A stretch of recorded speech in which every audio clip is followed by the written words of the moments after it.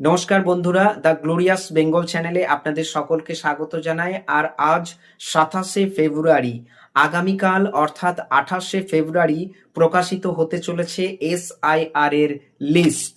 এই লিস্টটাকে আমরা final list বলবো না, তার কারণ হচ্ছে এই লিস্ট টাঙানোর পরবর্তী সময়কালে আমরা দেখতে পাবো যে কিছু নাম যোগ হতে পারে, আবার কিছু নাম বাদ যেতে পারে। তো এই লিস্টের যে ক্যাটাগরি করা হয়েছে, তিনটে ক্যাটাগরিতে এই ভোটারদেরকে চিহ্নিত করা হয়েছে। প্রথমত হচ্ছে যে সমস্ত ভোটারের নাম অলরেডি অর্থাৎ ড্রাফট লিস্ট প্রকাশিত হবার পরবর্তীকাল থেকে এই লিস্ট অর্থাৎ 28শে ফেব্রুয়ারি লিস্ট প্রকাশিত হবার মধ্যবর্তী সময়কালে যারা মারা গেছে তাদের নাম থাকছে না, ডিলিট থাকবে। এবং ইনএলিজেবল অর্থাৎ যে সমস্ত ভোটাররা এই ক্রাইটেরিয়া অর্থাৎ ECI নির্ধারিত যে ক্রাইটেরিয়া সেটাকে ফুলফিল করতে পারলেন না, বা 13 দফা ডকুমেন্টস দেখাতে পারলেন না, বা প্রোজেনি লিঙ্ক প্রতিষ্ঠা করতে পারলেন না, তাদের ক্ষেত্রে দেখা যাচ্ছে ইনএলিজেবল কথাটা মার্কিং থাকবে। তো ভিডিও চলতে থাকবে, তার আগে বলে রাখি যে চ্যানেলে যদি নতুন হয়ে থাকেন তাহলে অবশ্যই চ্যানেলটিকে সাবস্ক্রাইব করে রাখুন এবং অপরকে শেয়ার করে দিন এই ধরনের ইনফরমেটিভ ভিডিও পেতে। যাদের ফাইলগুলো জজের কাছে পাঠানো হয়েছে সেই সমস্ত ব্যক্তির নামের পাশে আন্ডার অ্যাডজুডিকেশন প্রসেস এই নোটটা দেয়া থাকবে।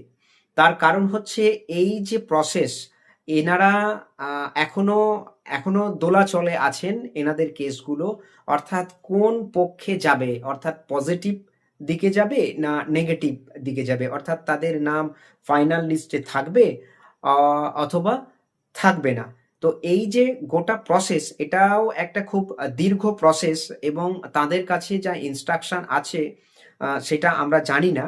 অবশ্যই যদি ইনস্ট্রাকশন থাকতো তাহলে সেটাকে প্রোভাইড করতাম।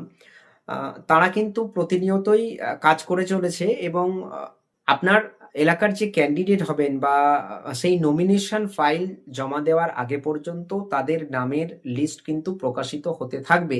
সেটা যোগ হোক বা বাদ যাক, এই প্রসেসটা কিন্তু এখন চলতে থাকছে। অতএব এই ব্যাপারটাতে আপনারা ভালো করে লক্ষ্য করবেন যে যাদের হিয়ারিং এর নোটিশ এসেছিল, আমি তাদেরকে রিকোয়েস্ট করব যে আপনারা বিশেষ করে এই লিস্টটাকে ভালো করে লক্ষ্য করবেন যে নামের পাশে কি নোট দেওয়া আছে। প্রয়োজনে বিএলওর সাহায্য নিন, আপনারা না বুঝতে পারলে বিএলও আপনাদেরকে গাইড করে দেবেন। কিন্তু এই জিনিসটা অবশ্যই করবেন যে নামের পাশে কি লেখা আছে সেটা অবশ্যই দেখুন। যদি ধরুন আন্ডার অ্যাডজুডিকেশন প্রসেস থাকে তাহলে অবশ্যই আপনার হিয়ারিং এসেছিল এবং আপনি আপনার ফাইলটা জাজের কাছে আছে। আর যদি ইনএলিজেবল থাকে তাহলে জানতে হবে যে ARO এন্ড থেকে আপনাদের নামটা ওখান থেকে বাদ গেছে বা ওপরতলা থেকে বাদ গেছে। এক্ষেত্রে বিএলওদের কোনো ক্ষমতা নেই নাম বাদ দেওয়ার বিষয়টাতে। পরবর্তী ক্ষেত্রে খুব গুরুত্বপূর্ণ সেটা হচ্ছে এলিজেবল। তাহলে কারা হবেন? অর্থাৎ যাদের নামের পাশে কোনো রকমের প্রশ্ন চিহ্ন নেই, অর্থাৎ কোনো রকমের মার্কিং নেই, তাদেরকে বুঝে নিতে হবে যে তারা এলিজেবল ক্রাইটেরিয়াতে প্রবেশ করেছে।